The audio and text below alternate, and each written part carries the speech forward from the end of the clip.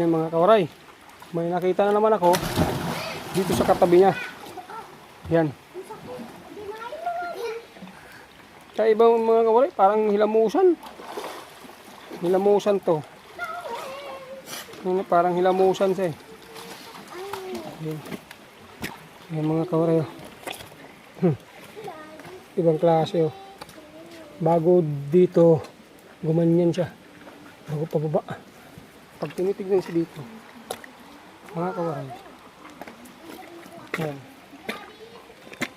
Yan siya. Yan ang forma niya. Yan.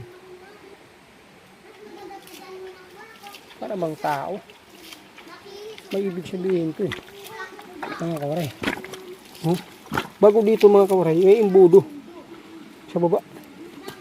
Pa-imbudo siya. Ito, parang paa.